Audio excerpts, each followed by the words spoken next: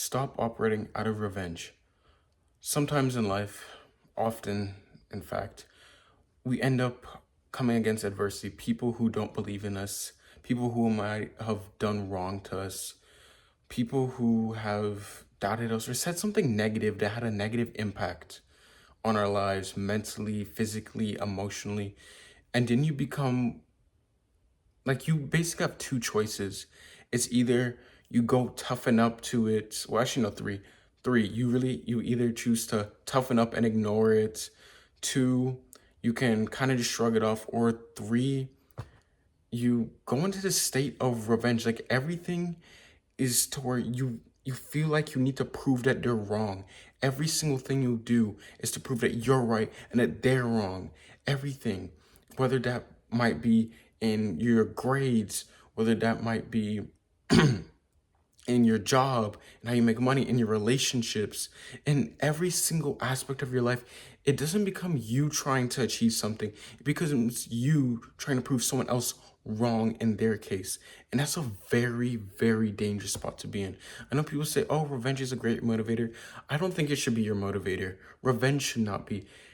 Like, when I say that, I'm not saying that, oh, go take revenge by like go fighting someone or causing harm. No, you should never do that. Let your success speak. Let your success and your actions speak loud so you don't have to waste time on like, speaking against someone who's not even gonna listen to what you have to say. But at the same time, you don't do everything to where you're trying to just come from a vengeful place.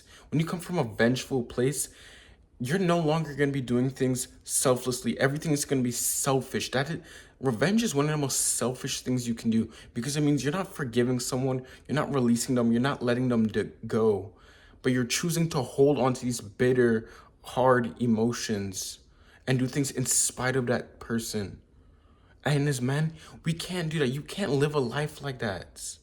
It's very dangerous.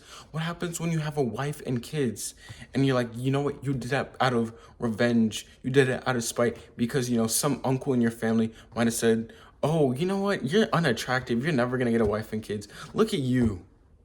Or a friend or something, or someone said, oh my gosh, look at you. You can never get any girls. You can never talk to anyone. You're always nervous and that. And then you have all these guys that because of that pain that they had in the past, now they're going over, getting with a bunch of girls, messing up a bunch of girls and messing them up and messing themselves up in the same process, all because of trying to get revenge, being in spite of someone. That is such a dangerous spot to be in. Even with wealth, if someone's like, oh my gosh, look at you, you're poor, you can't even afford this. And then you become this person that's so obsessed with the wealth. It's like, oh yeah, I made it. I have the money. You're like beating your chest. You're saying, oh yeah, look at me. Look at me. Look at me. But what are you doing to get that wealth? Are you creating value? Are you pouring into others? Are you doing things from a selfless place? Or are you doing it from a selfish place? A place within your heart to where you're like, oh my gosh, I need to do this because they said this. Are you getting with a girl right now because of what your ex did to you? Are you trying to work out and get a revenge body because of that breakup? Because of what your former friend said? Because of what your parents said? Because someone called you skinny? Because someone called you fat? And I don't believe you shouldn't be chasing a revenge body. That's not, if you want to work out and get a better body, get it for yourself, get it for your mental health. Let that be your therapy rather than saying, oh, I'm trying to get this out of revenge, because that breaks the whole entire purpose. When you're working out, you're trying to build yourself mentally, physically, but also mentally as well. But then you come from a place of revenge. You're counteracting that mental aspect. Stop doing everything out of revenge. It is not healthy. It's not healthy for your mind. It's not healthy for your body. It's not healthy for your soul. And I can tell you right now, people who live a life full of just taking revenge on others, they live a life full of stress because you're always caring about what other people saying, what other people react. You're doing it to other people. You're doing things onto other people. When you do things onto other people, you'll never get fulfillment in your life. You will never, ever get fulfillment doing things onto people. You're never going to feel fulfilled. It's only when you do things onto God you're going to feel fulfilled. So get that out of your head right now. You don't need revenge. Revenge, you're not a revengeful person. You're not a vengeful person. Say that. Say it right now. Say, I, whatever your name is, am not a vengeful person. And you need to go and start forgiving these people. Forgive people that hurt you. And I know it's easier said than done because there are people that have been hurt in horrible ways. Horrible ways. I've talked with people where they've had uncles that have done horrendous things to them. There are people who've had parents that they had to be taken away because their parents could even be like, it wouldn't be a safe environment for them to be with their parents. There are people who have been cheated on. There are people who have endured all these things, endured bullying, like all these different things. But a lot of them choose to let it go. And you know how much peace it gives you? It gives you so much peace. It lets you go because when you don't forgive someone, it doesn't do anything to that person you're not forgiving. The person it harms is you.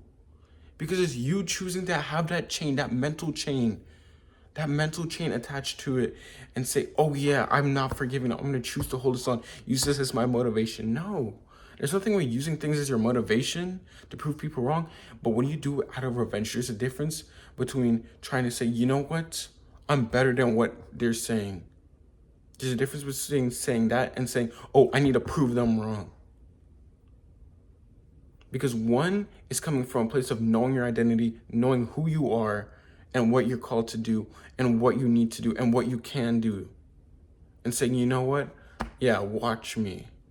And in the other spot, it's coming from a place where it's like, well, I don't really know like what I'm supposed to do, what my identity really is, and what this purpose is. But I just know I need to prove them wrong and prove to them that I can do whatever. You see the two contrasting identities, and it's very easy to get them mixed up. Very, very easy to slip. That's where you have to evaluate yourself. Evaluate people that you might not have forgiven. Evaluate people that have done you wrong. Let them go. Choose to release it. It gives you more peace. Forgiveness is for you. You. Forgiveness is for you. And allows you to be successful. And allows you to move on within life. So stop doing things out of a heart of revenge. It just leads you down a dark path. Do it because you know you are called to do so much more. Do it for your family. Do it for your friends. Do it for the people that love you. You know what's more powerful than hate? Love. And I'm not trying to say some cliche, corny thing, but truly, it's so easy to hate. It's so easy to come into a negative mindset. It's so easy to be full of hatred for someone. But you know what's harder? What it takes a stronger man to do? To say, you know, despite what you did to me, despite the mistakes, despite the things you might have said to me, despite the hurt and pain that you caused me, despite the frustration, despite the trauma that you might have caused within my life, I choose to forgive you and let you go. I choose love. And that's what a stronger man will do. That's what a real man will do. That differentiates the men from the boys. A real man is going to say, you know what? I release it. I choose to let it go. Even though it's hard. I'm not saying it's easy. But you have to choose to let it go. Let them go. And that's when you're going to find freedom. I know there's someone watching this right now. That uncle, let them go. Let them go. Jesus is calling you right now to just let them go. That sibling that hurt you, let them go. Your parents not being there for you, not supporting you, feeling like you endured neglect, let them go. That church where you might have felt from people that claim to be Christians, that claim to love God, that claim to serve God and be all about Jesus, but then they went and did the exact opposite of what it says. They were hypocrites that made you turn away from the word, turn away from God. Let them go. get to know Jesus yourself. Read a Bible telling you change your life. When you choose to let other people go, you live a life of peace. You're gonna live a long life. That's what's gonna happen. And when you practice just letting people go, it just becomes something easy. So when people can drive and you're driving and people can cut you off and you'd be like, you know what? It's fine. It's whatever.